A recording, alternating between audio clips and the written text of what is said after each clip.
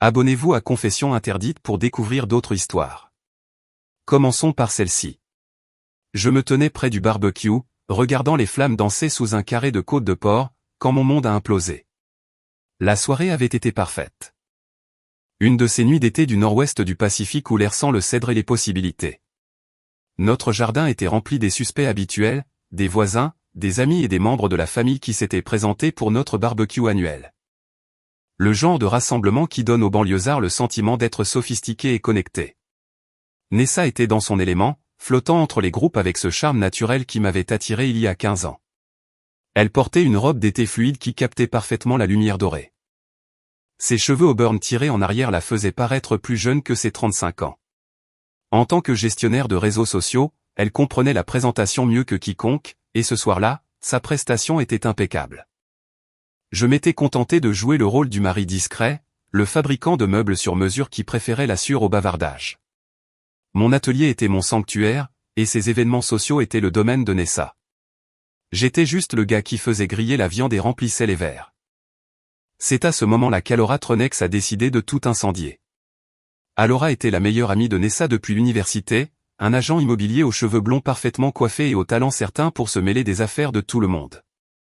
Elle avait cette façon de s'immiscer dans les conversations avec l'assurance de quelqu'un qui croyait que ses opinions comptaient plus qu'elle ne le faisait en réalité. Ce soir-là, elle avait forcé sur le vin plus que d'habitude, sa voix devenant de plus en plus forte à mesure que la soirée avançait. Je retournais les côtes de porc quand j'ai entendu sa voix trancher le brouhaha ambiant comme une tronçonneuse dans du pain. « Rhett » a-t-elle crié en levant son verre de vin dans ma direction. « Quand vas-tu enfin quitter Nessa ?» Le jardin est devenu silencieux. Pas seulement calme, il est devenu silencieux de cette façon qui fait bourdonner vos oreilles. Les conversations se sont arrêtées au milieu d'une phrase. Le tintement d'un verre s'est fait entendre contre une table. Même le chien du voisin a semblé s'arrêter d'aboyer.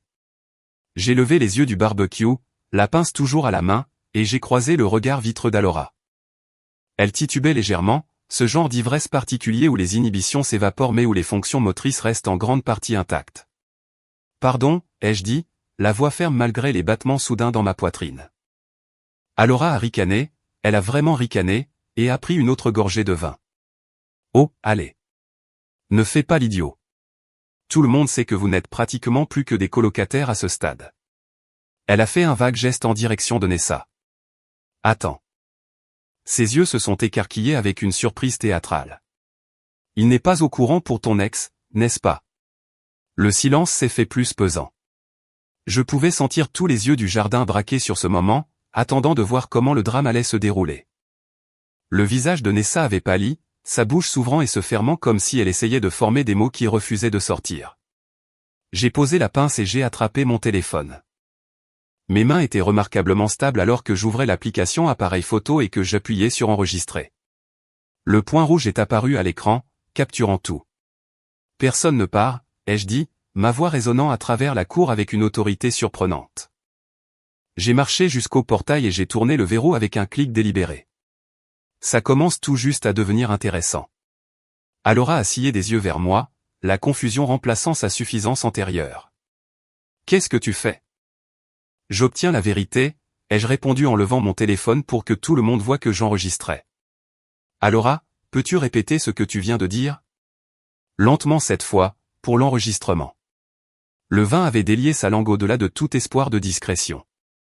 Au lieu de reculer, elle s'est lancée dans l'instant avec l'enthousiasme de quelqu'un qui se nourrit de drame.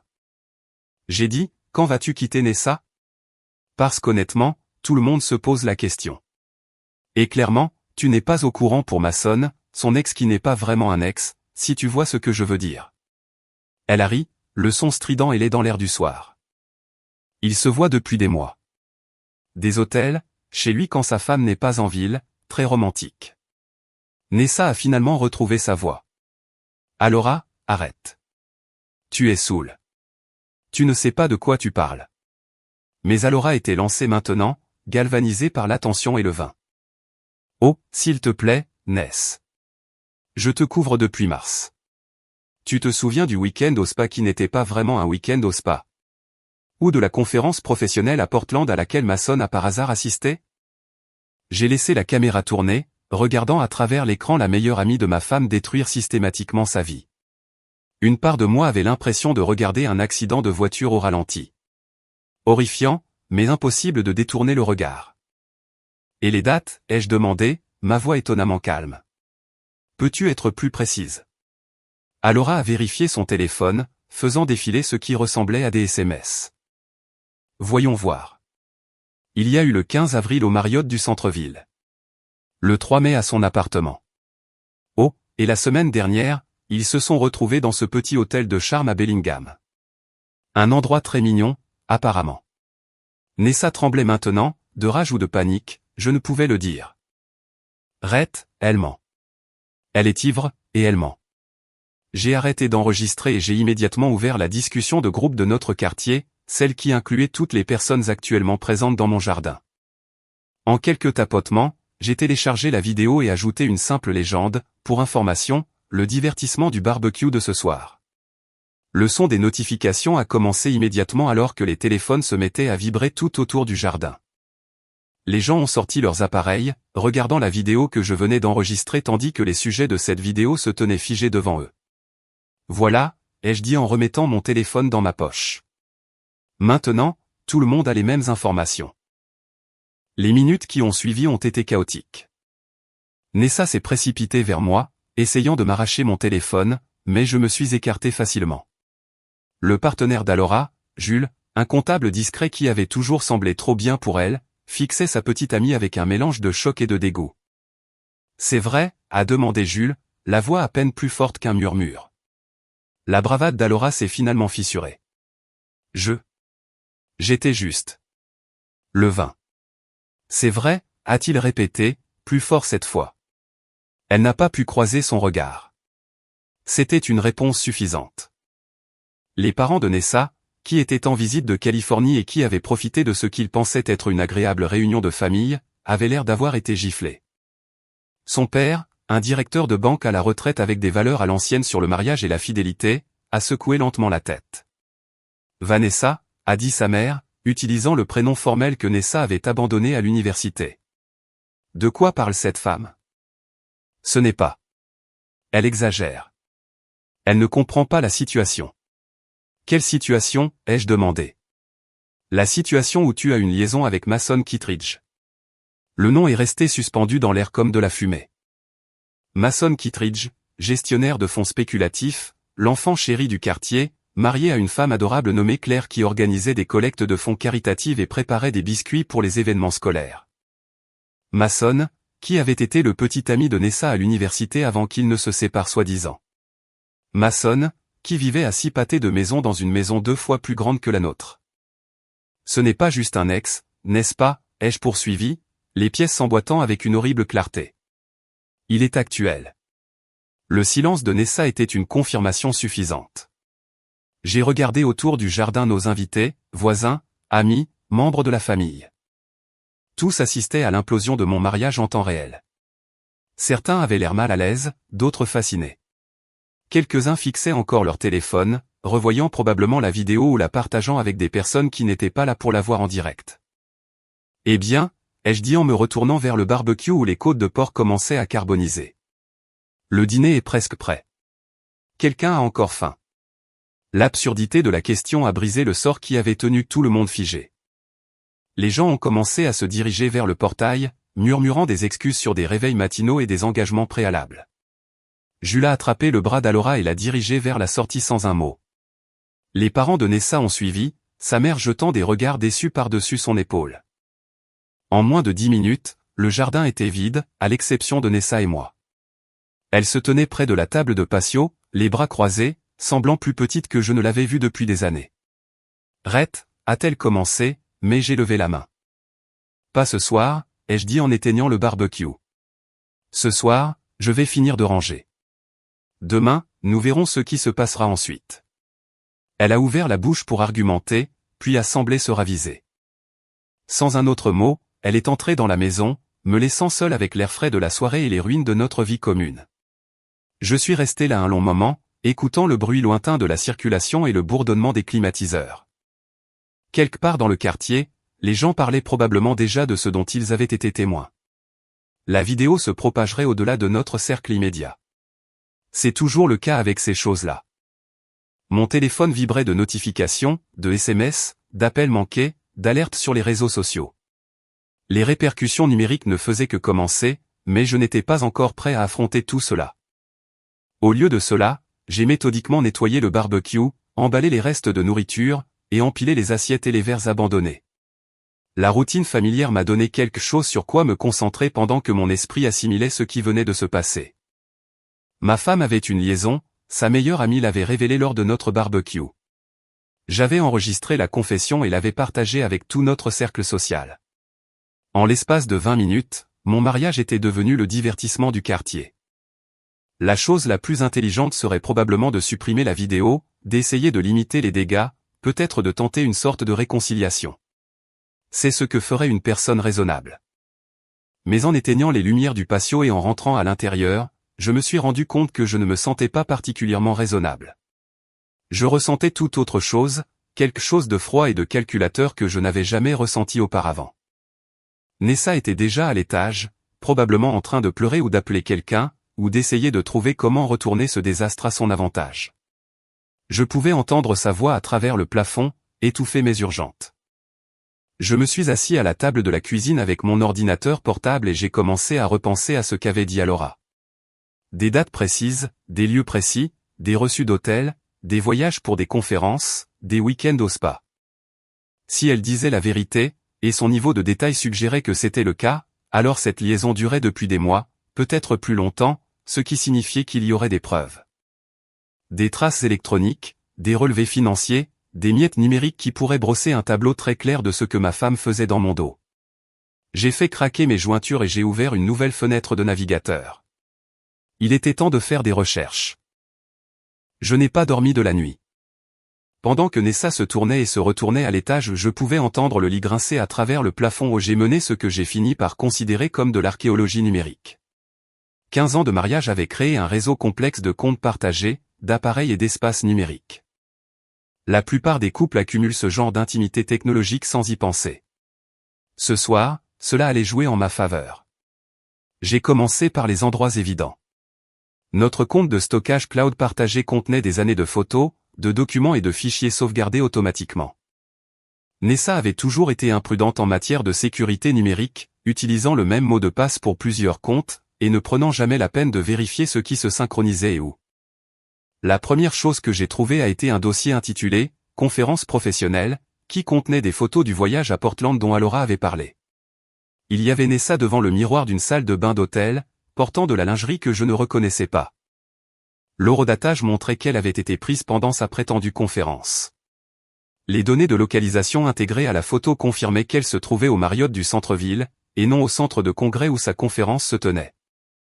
Mais le véritable trésor résidait dans ses SMS synchronisés automatiquement. Le téléphone de Nessa sauvegardait tout sur notre compte partagé, et elle n'avait jamais pris la peine de modifier les paramètres. Des mois de conversation avec Mason ont défilé sur mon écran comme une carte routière de la trahison. Le 15 mars, j'ai hâte de te voir demain. Chambre 412, n'est-ce pas? Le 22 mars, c'était incroyable. Quand est-ce qu'on recommence? Le 8 avril, Red finit tard encore. Tu veux venir? Le 15 avril, j'ai réservé l'endroit habituel. On se voit à 18h. Les messages continuaient encore et encore, une chronique détaillée de leur liaison. Des confirmations d'hôtel, des heures de rendez-vous, certains détails intimes qui m'ont retourné l'estomac. Mais ce qui m'a le plus frappé, c'est la nature désinvolte de tout cela. Ce n'étaient pas des amants maudits séparés par les circonstances. C'étaient deux personnes égoïstes qui avaient décidé que leur plaisir était plus important que leurs engagements. J'ai fait des captures d'écran de tout, organisant les preuves par date et par lieu. Ensuite, j'ai recoupé les réservations d'hôtel avec nos relevés de cartes de crédit. Nessa avait utilisé notre compte joint pour payer certaines de ses rencontres, ce qui signifiait que j'avais financé à mon insu ma propre humiliation. La conférence de Portland était particulièrement irritante. Elle avait facturé l'hôtel, les repas et même une bouteille de champagne sur notre compte. L'inscription à la conférence montrait qu'elle n'avait assisté qu'à une seule journée de session sur 3. Le reste du temps, selon ses messages avec Mason, ils avaient joué au couple dans une suite avec vue sur le fleuve. À 3 heures du matin, j'avais rassemblé un dossier exhaustif sur leur liaison. Date, lieu, relevé financier, photos et des centaines de SMS. L'épreuve était accablante et indéniable, mais je n'avais pas encore terminé. J'ai cherché les coordonnées du Marriott du centre-ville et de plusieurs autres hôtels mentionnés dans les messages. Quelques appels téléphoniques au gérant de nuit, en prétendant faire le suivi d'anomalies de facturation d'entreprise, ont confirmé que Nessa et Mason étaient des clients réguliers, réservant toujours des chambres au nom de Nessa, payant toujours avec notre compte joint. La piste financière était encore plus compromettante que les messages. Sur 6 mois, Nessa avait dépensé près de $8 000 en hôtel, restaurant et viré shopping qui, je le réalisais maintenant, faisait partie de sa liaison. Elle avait systématiquement vidé notre compte joint pour financer sa relation avec Mason. Alors que le soleil commençait à se lever, j'ai fait mon premier mouvement stratégique.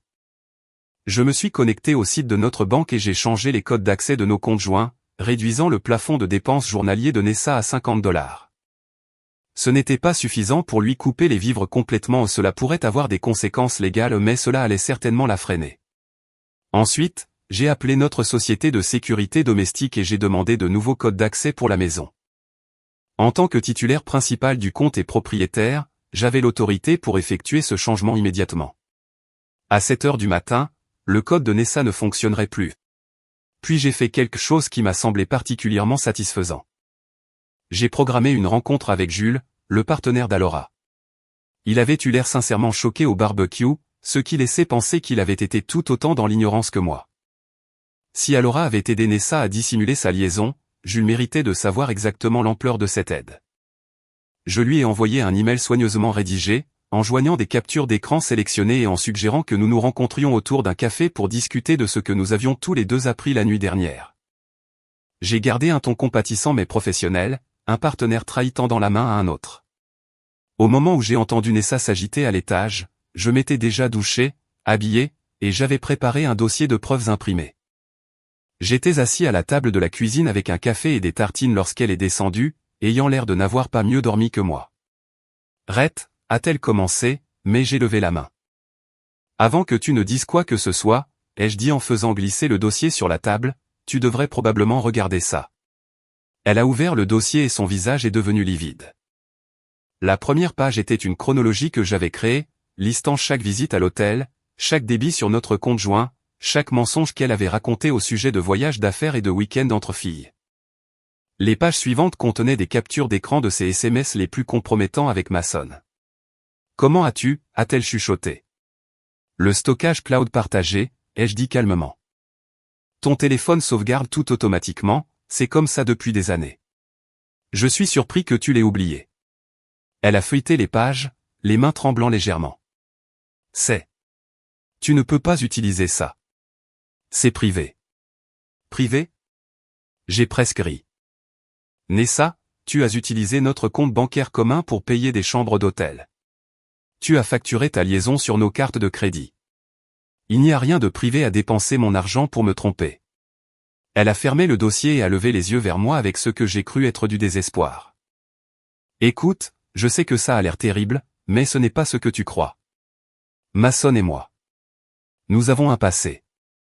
Nous essayons de tirer les choses au clair. » Tirer les choses au clair, ai-je répété.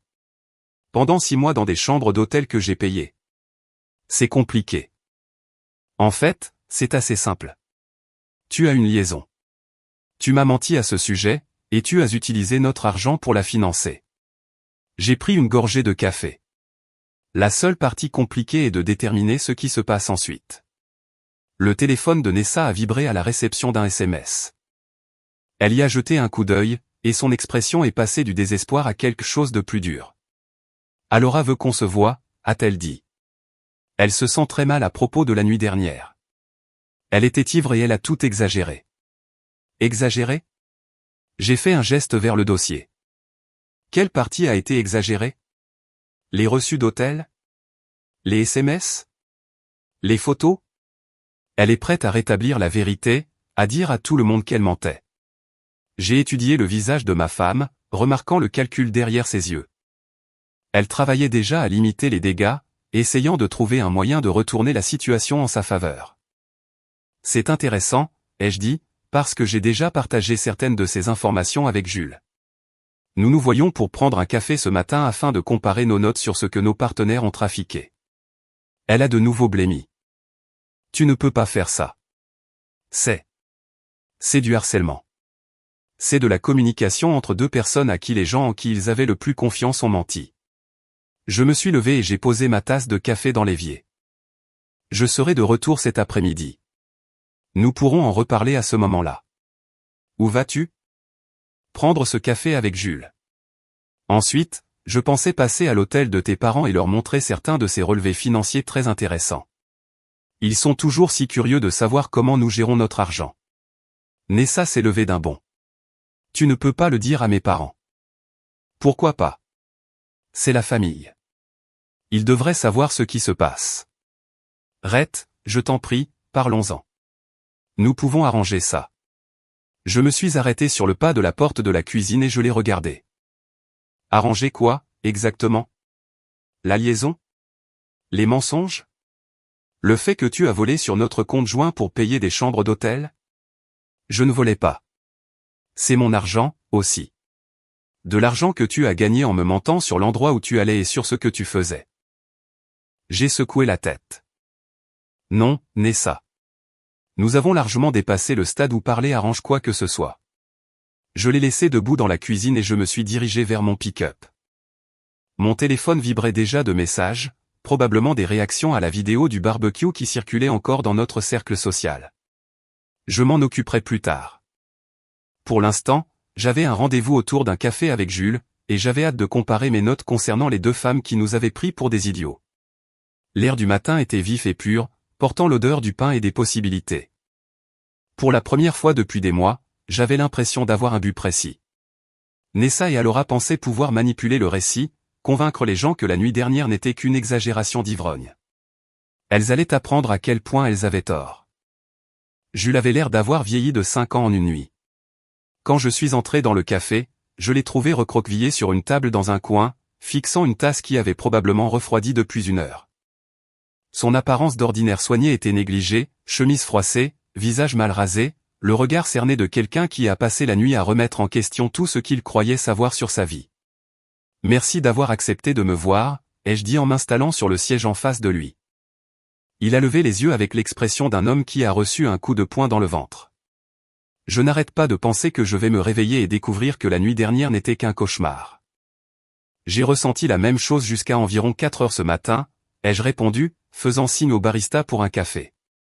C'est à ce moment-là que j'ai arrêté d'espérer que ce n'était pas réel et que j'ai commencé à documenter à quel point ça l'était. J'ai sorti une tablette et ouvert le dossier de preuves que j'avais compilé. Jules s'est penché en avant pendant que je lui montrais la chronologie, les reçus d'hôtel, les SMS entre Nessa et Mason.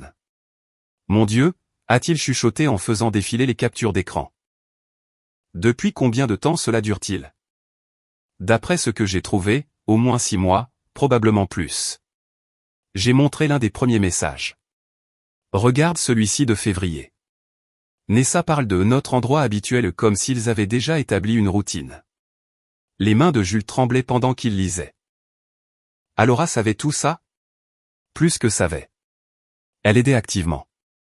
Je lui ai montré une série de messages où Alora avait fourni des alibis, couvert les absences de Nessa, et même aidé à coordonner les heures de rendez-vous lorsque la femme de Mason n'était pas en ville. Elle m'a dit qu'elle allait à des clubs de lecture, a dit doucement Jules. Tous ces jeudis soirs où elle disait discuter de littérature avec Nessa et d'autres femmes, c'était quoi? Elle planifiait des liaisons. Planifier, couvrir, se moquer probablement de notre ignorance. Je me suis adossé à ma chaise. La question est, qu'allons-nous faire à ce sujet? Jules est resté silencieux un long moment, assimilant l'ampleur de la trahison. Quand il a finalement parlé, sa voix était différente, plus dure que je ne l'avais jamais entendue. Alora m'a appelé ce matin, a-t-il dit. Elle veut revenir sur tout ce qu'elle a dit la nuit dernière, elle prétend qu'elle était ivre et jalouse et qu'elle inventait des choses pour blesser Nessa. Et je lui ai dit que j'avais besoin de temps pour réfléchir. Il m'a regardé directement. Mais après avoir vu ça, je n'ai pas besoin de temps. J'ai besoin d'un avocat. Nous avons passé l'heure suivante à examiner les preuves systématiquement. Jules avait ses propres révélations à partager, des dépenses inexpliquées sur leur carte de crédit commune, des appels téléphoniques mystérieux qu'Alora prenait dans une autre pièce. Des voyages de week-end qui semblaient maintenant suspectement synchronisés avec les conférences professionnelles de Nessa. Elle m'a manipulé pendant des mois, a-t-il dit, la colère perçant enfin à travers son choc. Chaque fois que je remettais en question quelque chose qui n'avait pas de sens, elle me donnait l'impression d'être paranoïaque ou autoritaire. Elles avaient un système, ai-je approuvé. Alibi mutuel, histoire coordonnée, mensonge partagé. Ce n'était pas juste une liaison, c'était un complot. Pendant que nous parlions, mon téléphone n'arrêtait pas de vibrer avec des notifications. La vidéo du barbecue s'était répandue bien au-delà de notre cercle social immédiat. Les amis d'amis la partageaient, ajoutant leurs propres commentaires, transformant notre drame de quartier en divertissement viral. « As-tu vu les commentaires ?» a demandé Jules en me montrant l'écran de son téléphone. J'ai fait défiler les réponses à la vidéo. La plupart exprimaient du choc et de la compassion, mais quelques-uns révélaient que la liaison de Nessa et Mason n'avait pas été un secret comme ils l'avaient pensé. Plusieurs personnes ont mentionné les avoir vus ensemble dans des restaurants ou des hôtels, en supposant qu'ils étaient juste des amis prenant des nouvelles. Un commentaire en particulier a retenu mon attention. Je les ai vus au boutique-hôtel de Bellingham le week-end dernier. J'ai trouvé ça bizarre que Nessa soit là alors qu'elle a dit à tout le monde qu'elle était à une retraite spa. Ils devenaient négligents, ai-je observé. Ou peut-être qu'ils ont juste arrêté de se soucier de se faire prendre. Jules a fini de lire et a posé son téléphone avec une expression dégoûtée. Alora a fait des commentaires aussi, essayant de limiter les dégâts, affirmant que tout avait été sorti de son contexte. Trop tard pour ça. Je lui ai montré l'écran de ma tablette où je surveillais les retombées sur les réseaux sociaux en temps réel. La vidéo a été partagée 47 fois au cours des 12 dernières heures. Des captures d'écran des SMS commencent à circuler. Ça ne va pas disparaître. Nous avons convenu de coordonner nos réponses. Jules s'occuperait des tentatives d'Alora de rétracter ses aveux, pendant que je gérerais les efforts de contrôle des dégâts de Nessa. Nous avons échangé nos coordonnées et promis de nous tenir mutuellement informés de tout nouveau développement. Alors que je quittais le café, mon téléphone a sonné. La mère de Nessa. « Rhett, mon chéri », a-t-elle dit, la voix tendue par une émotion contrôlée. « Pourriez-vous, Vanessa et toi, venir à notre hôtel cet après-midi ? Son père et moi aimerions discuter de ce qui s'est passé la nuit dernière. » Bien sûr, ai-je répondu. Est-ce que 14 heures conviendrait ? Ce serait parfait. Et Rhett, s'il te plaît, apporte toute documentation que tu pourrais avoir concernant ces allégations. J'ai eu un sourire sombre. Les parents de Nessa avaient toujours été fiers d'être des gens raisonnables et pragmatiques. Ils voudraient des faits, des preuves, des démonstrations avant de porter un jugement sur le comportement de leur fille. J'étais plus qu'heureux de leur fournir les trois. En rentrant chez moi, j'ai trouvé Nessa faisant les 100 pas dans le salon, le téléphone collé à l'oreille. Elle parlait à voix basse et pressante à quelqu'un, probablement Alora ou Mason, essayant de coordonner leur réponse à la crise. Elle a mis fin à l'appel quand elle m'a vu et est immédiatement passée à l'offensive. « Tu ne peux pas montrer ce dossier à mes parents », a-t-elle dit. Ce sont des informations privées obtenues sans mon consentement. Ce sont des relevés financiers de nos comptes joints et des messages sauvegardés sur notre stockage cloud partagé, ai-je répondu calmement. Il n'y a rien de privé là-dedans. J'appellerai un avocat. Bonne idée. Tu vas en avoir besoin. Je me suis dirigé vers les escaliers. Nous rencontrons tes parents à 14 heures. Je suppose que tu vas vouloir te doucher et te changer avant. Elle m'a suivi à l'étage, sa voix s'élevant avec désespoir. Rhett, s'il te plaît. Ne pouvons-nous pas gérer ça en privé? Avons-nous vraiment besoin d'impliquer tout le monde? Je me suis arrêté sur le pas de la porte de la chambre et je me suis tourné vers elle. Tu as impliqué tout le monde au moment où tu as commencé à leur mentir. Toutes ces personnes qui t'ont couverte, qui ont cru tes histoires sur des voyages d'affaires et des week-ends entre filles, tes parents, qui ont demandé pourquoi nous semblions distants dernièrement, nos amis. Qui ont regardé notre mariage s'effondrer sans comprendre pourquoi. Je n'ai jamais voulu que ça aille aussi loin. Mais c'est allé aussi loin, et maintenant tout le monde a le droit de connaître la vérité. J'ai passé l'heure suivante à me préparer pour la rencontre avec les parents de Nessa.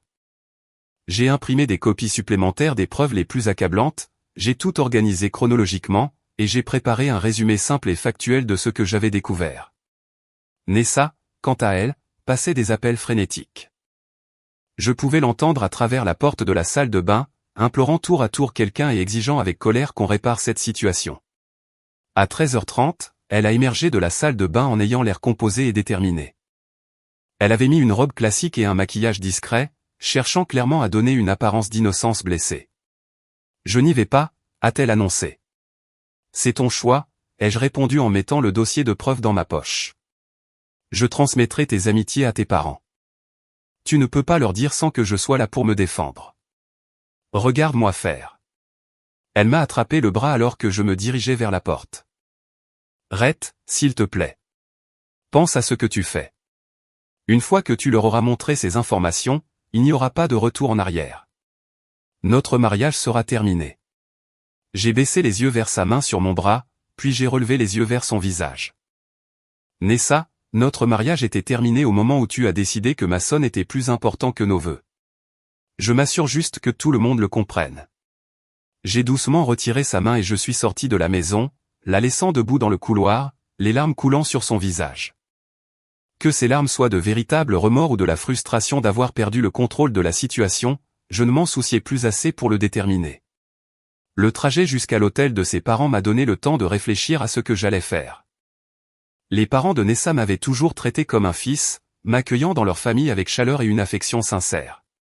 Ils étaient mariés depuis 43 ans, traversant les hauts et les bas normaux d'une longue relation avec grâce et respect mutuel.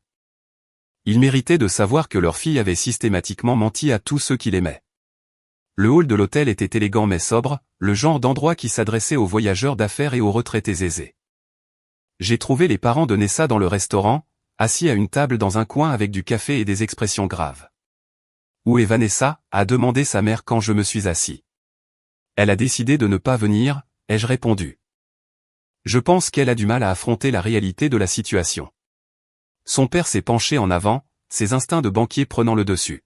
« Montre-nous ce que tu as trouvé. » Pendant les 30 minutes qui ont suivi, je les ai guidés à travers les preuves méthodiquement et sans aucun commentaire éditorial. J'ai laissé les reçus d'hôtel, les SMS et les relevés financiers parler d'eux-mêmes.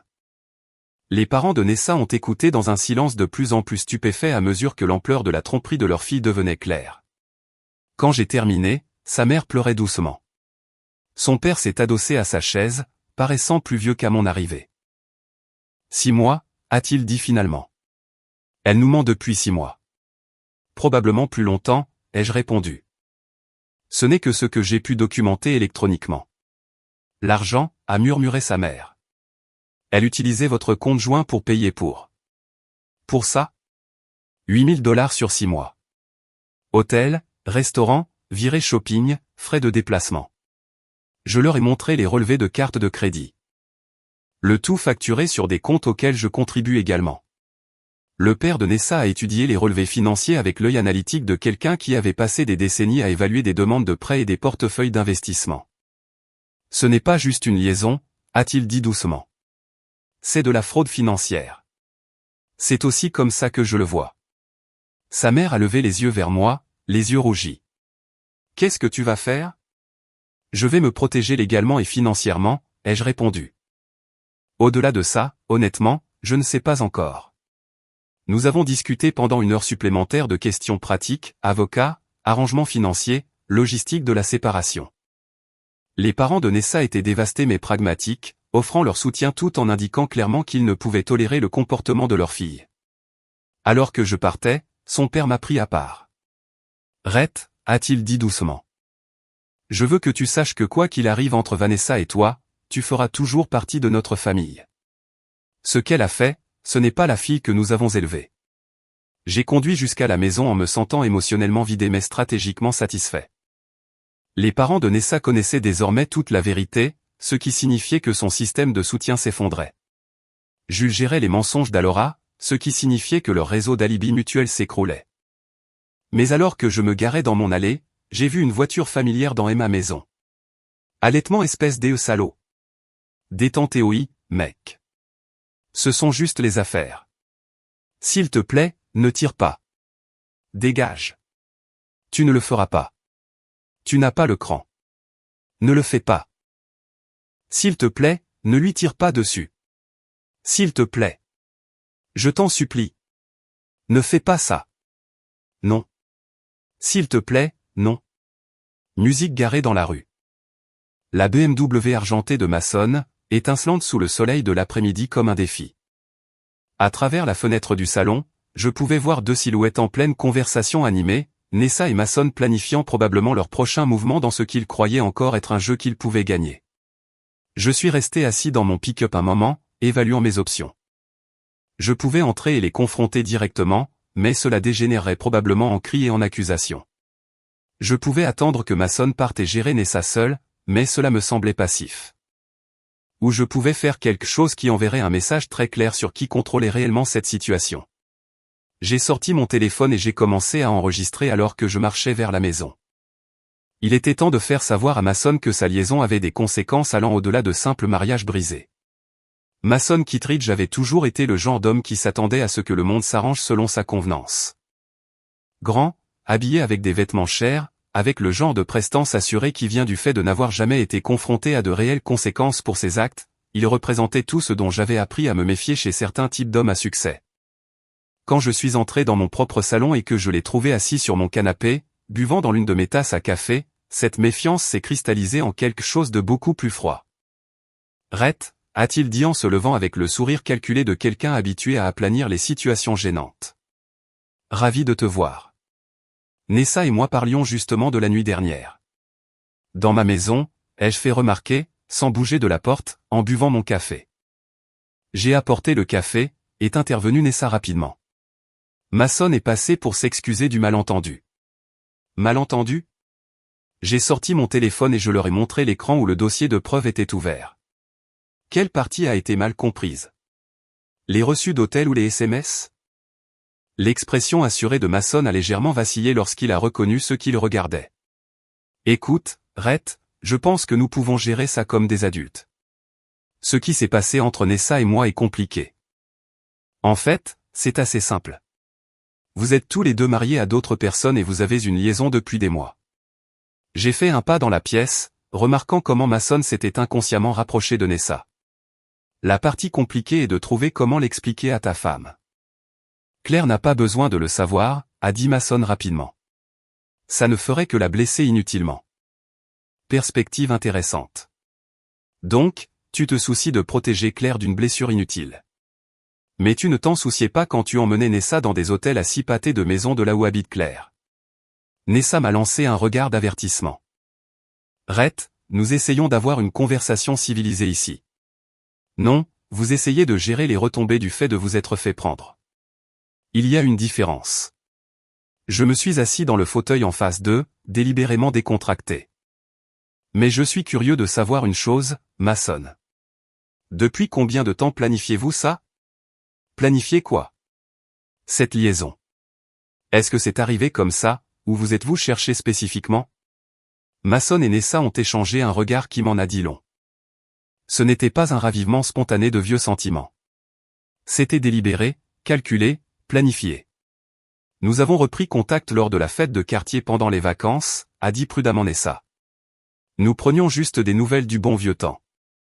Et ces nouvelles ont mené à 6 mois de rendez-vous à l'hôtel et à $8 000 de frais. J'ai affiché la chronologie sur mon téléphone. Une conversation plutôt coûteuse. Mason devenait mal à l'aise avec la tournure de l'interrogatoire. Écoute, Rhett, je comprends que tu sois bouleversé. Mais étaler tout ça sur la place publique n'aidera personne. Peut-être pourrions-nous trouver une sorte d'arrangement. Quel genre d'arrangement ? Eh bien, a-t-il jeté un coup d'œil à Nessa, qui a hoché la tête avec encouragement. Nessa et moi avons parlé de rendre ça officiel, de mettre fin à nos mariages actuels et de repartir à zéro ensemble. Je les ai dévisagés pendant un moment, assimilant l'audace de ce que je venais d'entendre. Ils étaient venus chez moi, s'étaient assis sur mes meubles, et m'avaient calmement informé qu'ils voulaient mettre fin à mon mariage pour pouvoir légitimer leur liaison. Tu veux que je m'écarte purement et simplement, que je vous facilite la tâche ? Ce serait mieux pour tout le monde, a dit Nessa. Des ruptures nettes, un minimum de drame, pas besoin d'impliquer des avocats ou de traîner ça devant les tribunaux. Et qu'en est-il de Claire ? Est-elle d'accord avec cet arrangement ? Mason s'est agité sur son siège, mal à l'aise. Claire et moi réglerons cela en privé. Vraiment ? Parce que d'après ce que je comprends, Claire n'a aucune idée que tout cela se passe. Elle pense que tu es heureux en ménage. C'est entre Claire et moi. Je me suis adossé à ma chaise, les observant tous les deux. Alors, laisse-moi m'assurer que j'ai bien compris. Tu veux que je divorce discrètement de Nessa, tu finiras par parler de la liaison à Claire et tu demanderas le divorce, puis vous pourrez tous les deux partir ensemble vers le soleil couchant? Essentiellement, oui, a répondu Mason, reprenant confiance. C'est la façon la plus mature de gérer la situation. Mature? J'ai répété le mot comme si je goûtais quelque chose de désagréable. Tu penses qu'avoir une liaison de 6 mois puis exiger de vos conjoints qu'ils s'écartent avec grâce, c'est mature? Nous essayons de minimiser les dégâts, a déclaré Nessa. Pour toutes les personnes impliquées. Je me suis levé et j'ai marché vers la fenêtre, regardant la BMW de Mason garée devant chez moi. La voiture était immaculée, détaillée à la perfection comme dans une salle d'exposition, le genre de véhicule qui faisait une déclaration sur le succès et le statut de son propriétaire. C'est une belle voiture, ai-je dit sur le ton de la conversation. Mason a semblé confus par ce changement de sujet. Merci. C'est la nouvelle M5. Je viens de l'avoir le mois dernier. Elle a dû coûter une fortune. Eh bien, quand on travaille dur, on mérite de profiter des récompenses. Je me suis retourné pour leur faire face. Le truc avec les voitures chères, c'est qu'elles nécessitent beaucoup d'entretien, ce sont des véhicules très délicats et très performants. Un petit problème peut causer des milliers de dollars de dégâts. Où veux-tu en venir, a demandé Mason, bien que quelque chose dans sa voix suggéra qu'il commençait à comprendre. Ce que je veux dire, c'est que les actes ont des conséquences. Tu ne peux pas juste prendre ce que tu veux et t'attendre à ce que tout le monde nettoie tes dégâts. J'ai affiché un contact sur mon téléphone. Par exemple, Claire devrait probablement savoir ce que son mari fait de nos comptes bancaires communs. Tu ne peux pas appeler Claire, a dit Mason en se levant précipitamment. Pourquoi pas? Tu as dit qu'elle finirait de toute façon par le découvrir. Je ne fais qu'accélérer le processus. Rhett, s'il te plaît, a dit Nessa, mais je composais déjà le numéro. Le téléphone a sonné 2 fois avant qu'une voix enjouée ne réponde. Allô? Bonjour, Claire. C'est Rhett Vasson, le mari de Nessa. Je me demandais si toi et Mason seriez libres pour dîner ce soir. Il y a quelque chose dont j'aimerais discuter avec vous deux. Je pouvais entendre la confusion dans la voix de Claire. Oh, salut, Rhett. C'est tellement gentil de ta part d'appeler. Laisse-moi vérifier avec Mason. Il y a eu une pause. En fait, il n'est pas là pour le moment. Il a dit qu'il avait une réunion d'affaires cet après-midi. Une réunion d'affaires, ai-je répété en regardant directement Mason, qui avait pâli. Eh bien, quand il reviendra de sa réunion, pourrais-tu lui demander de m'appeler? Il s'agit de quelques irrégularités financières que j'ai découvertes et qui pourraient affecter nos 2 familles. Des irrégularités financières? Ça a l'air sérieux. C'est très sérieux. Mais je préférerais en discuter avec vous deux ensemble. Après avoir raccroché, le salon était silencieux, à l'exception du tic-tac de l'horloge de la cheminée. Mason me dévisageait avec un mélange de colère et de panique. Tu n'as aucun droit d'impliquer Claire là-dedans, a-t-il dit. J'ai tout à fait le droit d'informer quelqu'un que son mari utilise des comptes joints pour financer une liaison, tout comme elle a le droit de savoir où va son argent. Ce n'est pas son argent. J'ai gagné cet argent. En fait, dans un état de communauté de biens comme Washington, c'est votre argent à tous les deux, tout comme l'argent que Nessa et toi avez dépensé était le mien autant que le sien. Je me suis rassis, savourant leur malaise évident. Mais ne t'inquiète pas. Je suis sûr que Claire sera très compréhensive quand tu lui expliqueras à quel point tout cet arrangement est mature et civilisé. Nessa tapait furieusement sur son téléphone, essayant probablement de coordonner la limitation des dégâts avec Alora ou de prévenir la femme de Mason avant que je ne puisse la joindre. Mais il était trop tard pour ce genre de manœuvre. Tu fais une erreur, a dit Mason, sa voix prenant un ton plus dur. J'ai des ressources, des relations. Je peux te rendre la vie très difficile. Es-tu en train de me menacer chez moi? J'explique la réalité. Tu es un fabricant de meubles dans une petite ville. Je gère des portefeuilles valant des millions de dollars. Si tu veux jouer dur, tu vas perdre. J'ai sorti mon téléphone et j'ai commencé à enregistrer. Pourrais-tu répéter ça? Je veux m'assurer d'avoir tes mots exacts quand je déposerai la plainte à la police. Masson a réalisé ce que je faisais et a immédiatement fait marche arrière.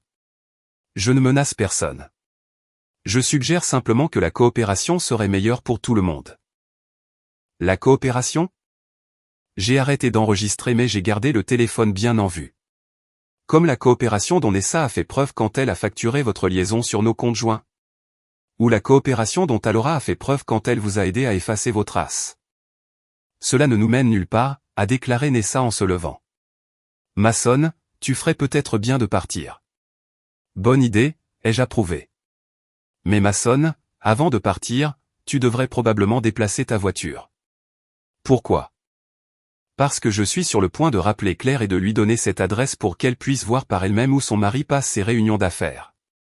Masson a franchi la porte si vite qu'il a laissé sa tasse de café sur la table. Par la fenêtre, je l'ai regardé piquer pratiquement un sprint jusqu'à sa BMW et démarrer en trombe, les pneus crissant sur l'asphalte. Nessa se tenait au milieu du salon, ayant l'air perdu et en colère. « Tu détruis tout » a-t-elle dit. « Non » ai-je répondu calmement. « Tu as tout détruit. Je m'assure juste que tout le monde sache ce que tu as détruit. » Mon téléphone a vibré, un SMS de Jules. Alora essaie de trouver un avocat pour nous empêcher de partager les preuves. Je pensais que tu devais le savoir. J'ai montré le message à Nessa. On dirait que ton ami commence à désespérer. Nous sommes tous désespérés, a-t-elle dit doucement. C'est allé trop loin. C'est allé trop loin au moment où tu as décidé de me tromper. Tout ce qui a suivi n'a été que des conséquences. Elle m'a dévisagé pendant un long moment et je pouvais voir qu'elle essayait de déterminer s'il y avait un moyen de sauver la situation. Finalement, elle a semblé prendre une décision. Bien, a-t-elle dit. Si c'est comme ça que tu veux jouer, je peux jouer aussi. J'appelle mon avocat. D'ici demain, tu recevras une assignation. Quel genre de document? Une ordonnance restrictive, des plaintes pour harcèlement, tout ce qu'il faudra pour t'empêcher de détruire ma vie. Et, j'ai ri, ce qui a semblé la surprendre. Nessa, tu as détruit ta propre vie. Je ne fais que la documenter. Après qu'elle soit montée en trombe, je suis resté seul dans le salon à penser à ce qui venait de se passer. Les menaces de Masson ne m'inquiétaient pas. Les hommes comme lui avaient l'habitude d'intimider les gens grâce à leur richesse et à leurs relations, mais ils se dégonflaient rapidement lorsqu'ils étaient confrontés à de réelles conséquences. Les menaces juridiques de Nessa étaient plus préoccupantes, mais j'avais les preuves de mon côté. Mon téléphone a sonné à nouveau. Claire. Rhett, il m'est arrivé la chose la plus étrange. Masson est rentré à la maison paniqué en disant qu'il y a eu une sorte de malentendu et que je ne devais parler ni à toi ni à Nessa de quoi que ce soit. C'est effectivement étrange, ai-je dit prudemment. Il agit de manière très nerveuse, ce qui ne lui ressemble pas du tout. Et quand je l'ai interrogé sur la réunion d'affaires dont tu m'as parlé, il s'est mis en colère et a dit que c'était confidentiel. Elle a fait une pause. Rhett, est-ce que tout va bien? Tu avais l'air inquiet quand tu as appelé tout à l'heure. J'ai levé les yeux vers le plafond où je pouvais entendre Nessa faire les 100 pas et parler au téléphone. Demain, elle aurait probablement un avocat. Masson essaierait probablement d'utiliser ses relations pour faire pression sur moi et me forcer au silence. Ils coordonneraient leurs histoires, feraient front commun et essaieraient de me faire passer pour la partie déraisonnable de cette situation. Mais ils avaient commis une erreur critique. Ils avaient supposé que je serais passif, que j'accepterais leur trahison en silence et que je les laisserais contrôler le récit. Ils allaient apprendre à quel point ils avaient tort. Claire, ai-je dit, serais-tu libre pour prendre un café demain matin? Il y a certaines choses à propos de nos conjoints que tu devrais savoir. Le lendemain matin a apporté des documents juridiques, tout comme Nessa l'avait promis. Un huissier de justice s'est présenté à ma porte à 8 heures avec une ordonnance restrictive temporaire et une plainte pour harcèlement. Selon les documents, je traquais et intimidais systématiquement ma femme et ses amis en utilisant des communications privées obtenues illégalement pour nuire à leur réputation et à leurs relations. J'ai parcouru les documents en buvant mon café, admirant le langage juridique créatif qui transformait le fait de montrer aux gens les preuves d'une liaison en harcèlement criminel. L'avocat de Nessa avait fait un travail minutieux pour me dépeindre comme un mari déséquilibré qui s'en prenait irrationnellement à des parties innocentes. L'ordonnance restrictive m'obligeait à rester à au moins 100 mètres de Nessa, Alora et Masson. Elle m'interdisait également de distribuer, de partager ou de rendre publique toute communication privée ou information personnelle relative à l'une des trois parties. En d'autres termes, ils essayaient de me réduire au silence légalement. J'ai appelé ma propre avocate, une femme brillante nommée Patricia Hendricks qui se spécialisait dans le droit de la famille et avait la réputation de ne pas reculer devant les combats. Elle a accepté de me voir immédiatement. C'est intéressant, a dit Patricia après avoir examiné les documents, qu'ils essaient d'utiliser la loi sur le harcèlement pour vous empêcher d'utiliser des preuves dans une procédure de divorce. Peuvent-ils faire ça? Ils peuvent essayer, mais le harcèlement nécessite un schéma de comportement visant à intimider ou à menacer. Partager des preuves d'adultère avec les parties concernées n'est pas du harcèlement, c'est la divulgation d'informations pertinentes. Elle s'est adossée à sa chaise. La question est de savoir jusqu'où vous voulez pousser ça? Jusqu'au bout, ai-je dit sans hésitation. Bien, car ils viennent de commettre une erreur tactique. En demandant cette ordonnance restrictive, ils ont déclenché une procédure judiciaire où toutes vos preuves deviennent communicables. Ils forcent essentiellement un tribunal à examiner les informations même qu'ils tentent de supprimer. Patricia a déposé une requête en rejet des accusations de harcèlement et une contre-requête pour annuler l'ordonnance restrictive sur la base des preuves que j'avais rassemblées. Elle a également déposé des documents de divorce préliminaire en mon nom, citant l'adultère et l'inconduite financière comme motif de dissolution du mariage. Ça va devenir un vrai gâchis, a-t-elle averti. Êtes-vous prêt pour ça? C'est déjà un gâchis. Je m'assure juste que tout le monde voit à quel point c'en est vraiment un. Pendant que Patricia s'occupait des manœuvres légales, je me suis concentré sur les aspects sociaux de ma campagne. L'ordonnance restrictive signifiait que je ne pouvais pas contacter Nessa, Alora ou Mason directement, mais elle ne m'empêchait pas de partager des informations avec d'autres parties concernées. J'ai rencontré Claire dans un café tranquille à l'autre bout de la ville en apportant un dossier de preuves soigneusement organisé. Elle est arrivée l'air confuse et inquiète, luttant clairement pour comprendre pourquoi son mari lui avait interdit de me parler. Mason dit que tu fais une sorte de dépression, a-t-elle dit alors que nous nous asseyions. Il prétend que tu inventes des histoires pour le blesser parce que tu es jaloux de son succès. C'est une interprétation, ai-je répondu en faisant glisser le dossier sur la table. En voici une autre. Pendant l'heure qui a suivi, j'ai montré à Claire les mêmes preuves que j'avais montrées aux parents de Nessa. Reçus d'hôtel, SMS, relevés financiers, documents de la chronologie.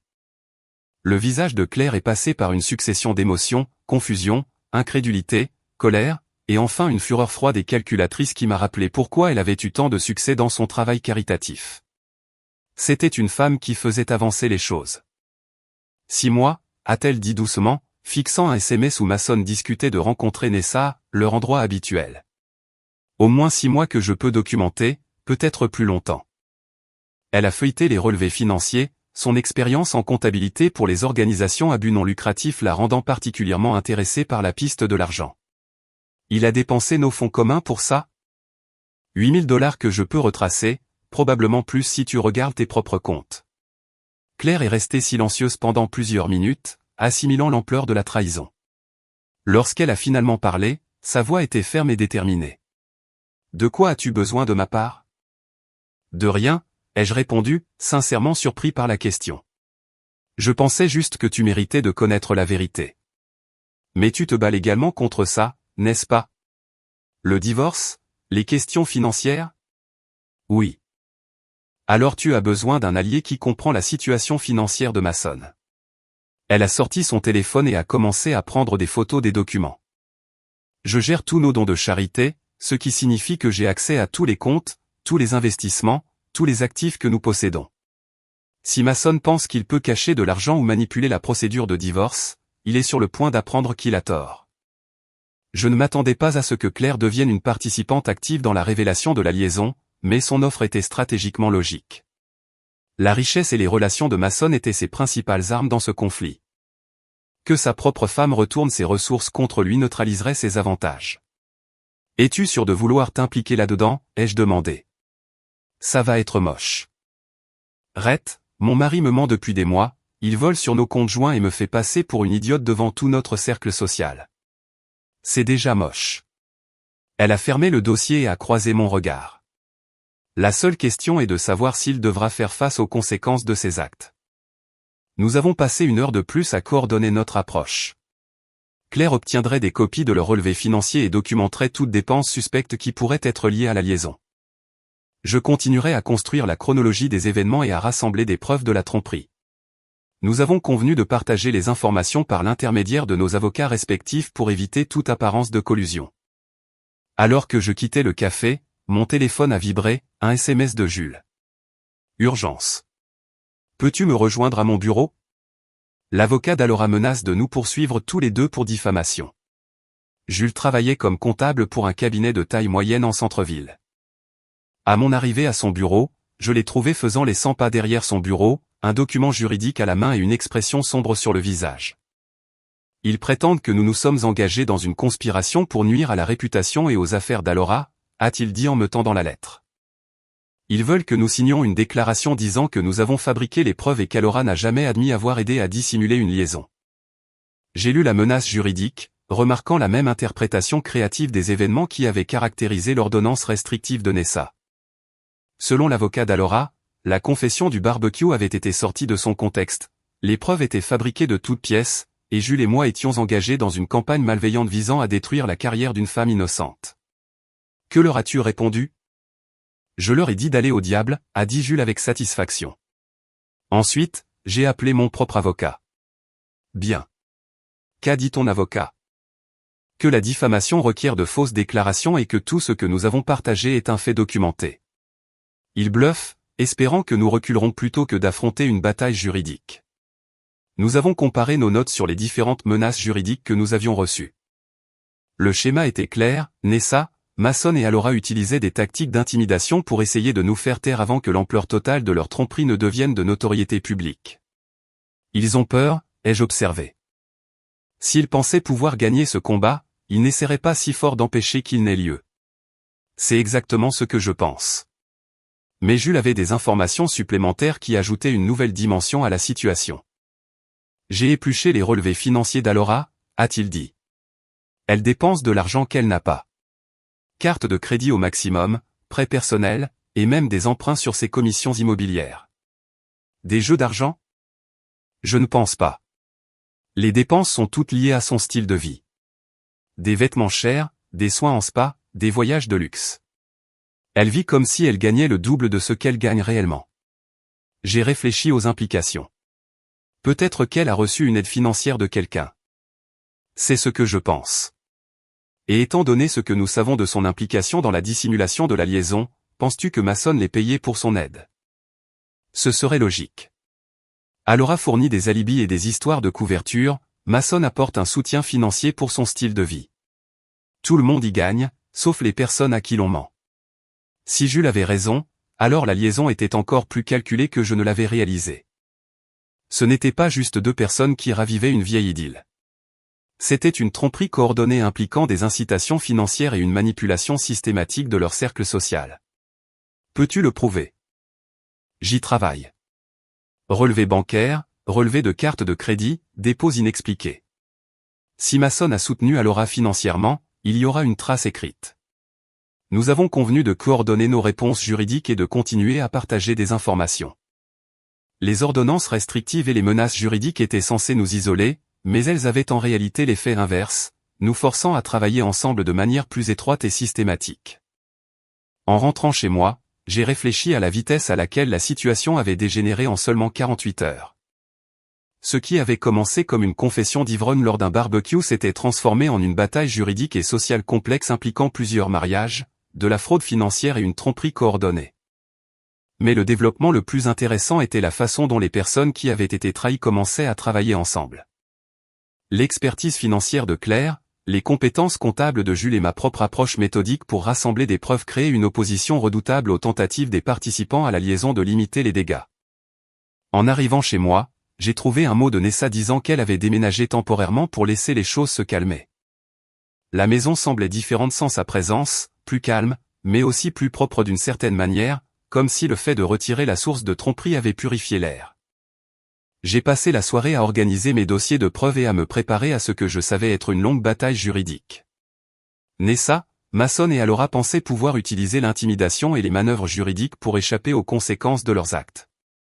Ils étaient sur le point de découvrir que certains combats valent la peine d'être menés, quel qu'en soit le prix. Mon téléphone a sonné juste au moment où je me préparais à me coucher. Patricia, mon avocate. J'ai une bonne et une mauvaise nouvelle, a-t-elle dit. La bonne nouvelle, c'est que le juge a rejeté les accusations de harcèlement. La mauvaise nouvelle, c'est qu'ils ont porté l'affaire au pénal. Au pénal? Masson a déposé un rapport de police affirmant que vous l'aviez menacé physiquement et vandalisé sa propriété. Ils font pression pour des accusations de voies de fait et de destruction de biens. Je me suis assis lourdement, assimilant ce nouveau développement. Je n'ai jamais touché à Masson ni à ses biens. Je vous crois, mais il joue dur maintenant, essayant de vous faire arrêter avant que la procédure de divorce ne puisse avancer. Patricia a fait une pause. Rhett, je dois vous poser la question directement. Avez-vous fait quoi que ce soit qui puisse être interprété comme menaçant ou destructeur? Non, j'ai pris soin de rester dans les limites de la légalité. Bien, parce que demain nous allons au tribunal, et nous devons être préparés à tout ce qu'il pourrait nous balancer. En raccrochant le téléphone, j'ai réalisé que Nessa, Masson et Alora avaient commis une erreur de calcul critique. Ils avaient supposé qu'une intensification de la pression juridique me forcerait à reculer et à accepter leur version des faits. Au lieu de cela, ils venaient juste de garantir que tout serait examiné en audience publique, sous serment, avec une communication totale de toutes les preuves. Ils voulaient la guerre. Demain, ils allaient la voir. Les marches du palais de justice étaient bondées de journalistes à mon arrivée pour l'audience.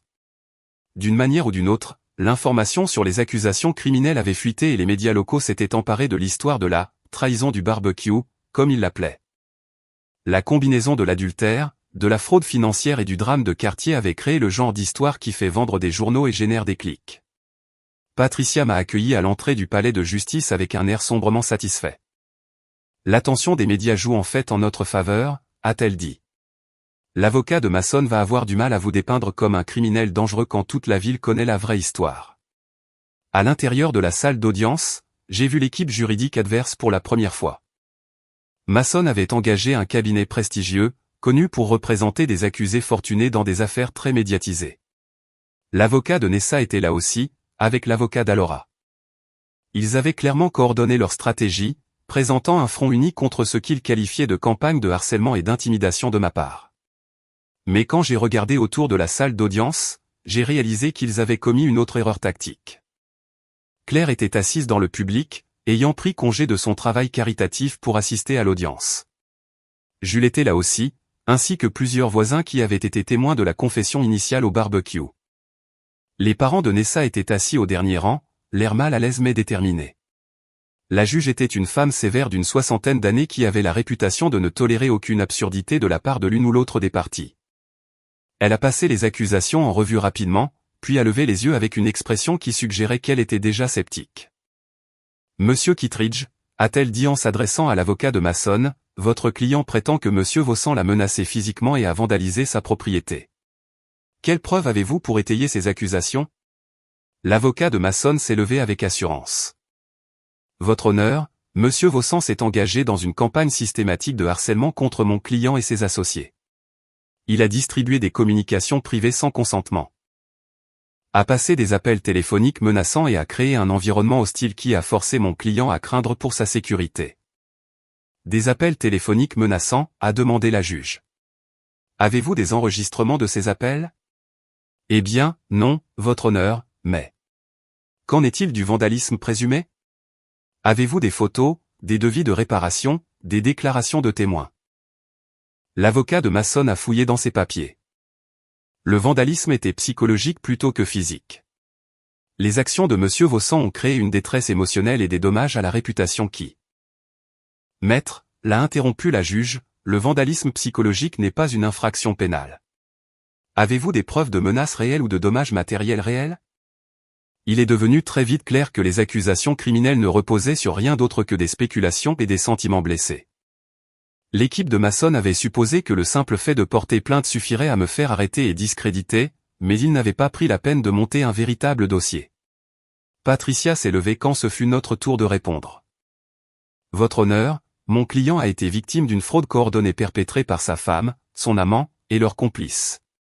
Plutôt que de faire face aux conséquences de leurs actes, ils ont choisi d'utiliser le système judiciaire pour faire taire la personne qui a exposé leur tromperie. Elle a présenté nos preuves méthodiquement, les reçus d'hôtel, les SMS, les relevés financiers qui montraient une utilisation abusive systématique des comptes joints. Elle a également présenté de nouvelles preuves fournies par Claire, des relevés bancaires montrant que Mason avait effectué des paiements réguliers en espèces à Alora, apparemment en échange de son aide pour dissimuler la liaison. Votre honneur, a poursuivi Patricia, Monsieur Kittredge et Madame Vaucent sont engagés dans une liaison de 6 mois financée par de l'argent volé sur des comptes matrimoniaux communs. Lorsque mon client a découvert cette fraude et partagé les preuves avec les parties concernées, ils ont réagi en déposant de fausses accusations dans une tentative de criminaliser ses efforts légitimes pour protéger ses intérêts financiers. La juge a examiné nos preuves attentivement, s'intéressant particulièrement aux relevés financiers. Maître Hendricks, alléguez-vous que Monsieur Kittredge a payé Madame Tronex pour aider à cacher sa liaison? C'est exactement ce que nous alléguons, votre honneur. Nous avons des relevés bancaires montrant des paiements réguliers de Monsieur Kittredge à Madame Tronex, correspondant aux dates où Madame Tronex a fourni de faux alibis pour justifier les allées et venues de Madame Vaucent. L'avocat de Mason s'est opposé. Ces paiements pourraient être destinés à n'importe quel nombre d'objectifs commerciaux légitimes. Quelles affaires, a demandé la juge. Quel service Madame Tronex fournissait-elle à Monsieur Kittredge qui justifierait des paiements réguliers en espèces? L'avocat n'a pas pu répondre car il n'y avait aucune relation commerciale légitime entre Mason et Alora. Les paiements étaient clairement liés à son rôle dans la facilitation de la liaison. La juge a ordonné une suspension de séance pour examiner toutes les preuves. À la reprise de l'audience 1 heure plus tard, sa décision fut rapide et catégorique. Les charges pénales contre Monsieur Vaucent sont rejetées, a-t-elle annoncé. Il n'y a aucune preuve de menace ou de dommage matériel. De plus, les preuves suggèrent que Monsieur Vaucent a été la victime de la fraude, et non l'auteur du harcèlement. Elle s'est tournée vers l'avocat de Mason avec un mécontentement évident.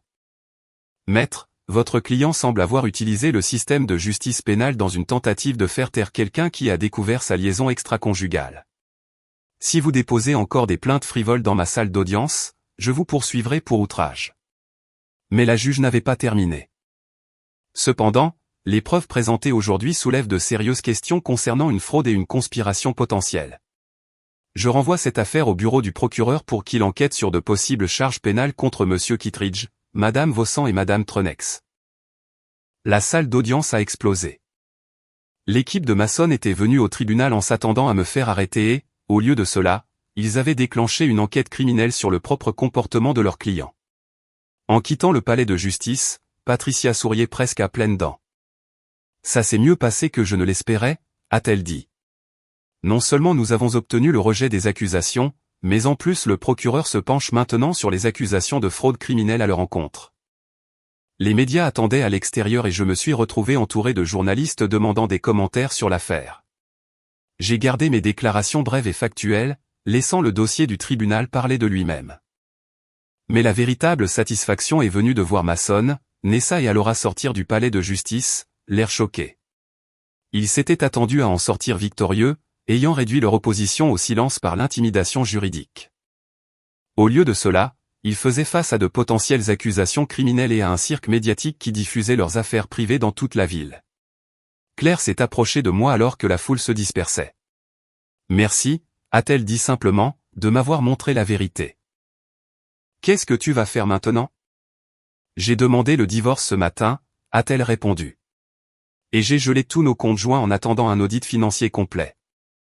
Si Mason veut se battre, il va le faire sans accès à l'argent qu'il a volé à notre mariage. Jules nous a rejoints, l'air soulagé mais déterminé. La licence immobilière d'Alora est en cours de révision par le Conseil d'État, a-t-il déclaré. Il s'avère qu'utiliser ses relations professionnelles pour faciliter une fraude est un motif de révocation de licence.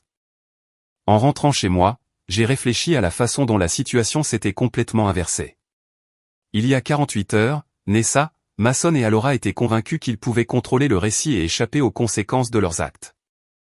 Ils avaient supposé que l'intimidation juridique réduirait leur opposition au silence et leur permettrait de poursuivre leur liaison sans interférence. Au lieu de cela, leurs tactiques agressives s'étaient retournées contre eux de manière spectaculaire. Ils faisaient désormais face à une enquête criminelle, à des sanctions professionnelles et à l'humiliation publique. Leur tentative de me faire taire n'avait fait qu'amplifier l'histoire, transformant un scandale de quartier en une nouvelle à l'échelle de la ville. Mais je savais que ce n'était pas terminé. Des gens comme Mason n'abandonnaient pas facilement, et Nessa avait toujours été pleine de ressources lorsqu'elle était coincée. Ils allaient se regrouper, développer de nouvelles stratégies et continuer à se battre pour minimiser les dommages à leur réputation et à leurs finances. La différence était que maintenant, ils se battaient depuis une position de faiblesse, alors que j'avais des alliés, des preuves et le système judiciaire de mon côté. En arrivant à la maison, j'ai trouvé un message de Patricia sur mon répondeur. « Rhett, appelle-moi dès que tu auras ce message. Nous avons reçu une offre de règlement de la part de l'avocat de Nessa. Tu vas vouloir entendre ça. » Je l'ai rappelé immédiatement. « Quel genre d'offre de règlement ? » Il propose de te laisser la maison, la moitié de tous les biens communs, et de te verser une somme forfaitaire de $50 000 si tu acceptes de signer un accord de confidentialité concernant la liaison. Ils veulent acheter mon silence. Essentiellement, oui. Ils proposent également que Mason paie tous les frais de justice que tu as engagés. J'ai réfléchi à l'offre un instant. Elle était en fait très généreuse d'un point de vue financier, plus que ce que j'obtiendrais probablement lors d'un divorce contesté. Mais l'accepter signifierait accepter de ne jamais parler de ce qui s'était passé, leur permettant d'échapper à la responsabilité publique de leurs actes. « Qu'en pensez-vous » ai-je demandé à Patricia. « Financièrement, c'est une bonne affaire, mais je soupçonne que vous n'êtes plus principalement motivé par des considérations financières à ce stade. » Elle avait raison. Cela avait cessé d'être une question d'argent lorsque Mason s'était assis dans mon salon et avait exigé que je m'écarte pour rendre sa liaison plus pratique. C'était devenu une question de responsabilité, de conséquences, et de s'assurer que leurs actes aient des répercussions durables. « Rejetez l'offre » ai-je dit. « Nous allons au procès. » « Êtes-vous sûr ? Un procès signifie que tout devient du domaine public. Chaque détail de la liaison, chaque transaction financière, chaque mensonge qu'ils ont raconté. Ça va être brutal pour toutes les personnes impliquées. « Bien » ai-je répondu. « Peut-être que la prochaine fois, ils y réfléchiront à 2 fois avant de décider que la vie des autres est jetable. » En raccrochant le téléphone, j'ai réalisé que Nessa, Mason et Alora venaient de commettre leur dernière erreur. En offrant de me payer pour que je me taise, ils avaient confirmé qu'ils comprenaient exactement à quel point la vérité était dommageable pour leur réputation et leurs avenirs. Mais ils s'étaient complètement mépris sur mes motivations. Il n'a jamais été question d'argent ou même de vengeance personnelle. Il s'agissait de s'assurer que les actes aient des conséquences, que les mensonges soient révélés, et que les gens qui manipulent et trahissent les autres subissent tout le poids de leur choix. Demain, Patricia rejetterait leur offre de règlement et nous nous préparerions pour le procès. La véritable bataille ne faisait que commencer, mais j'étais confiant quant à l'issue. Après tout, j'avais quelque chose qu'ils n'avaient pas, la vérité. Et à la fin, la vérité gagne toujours.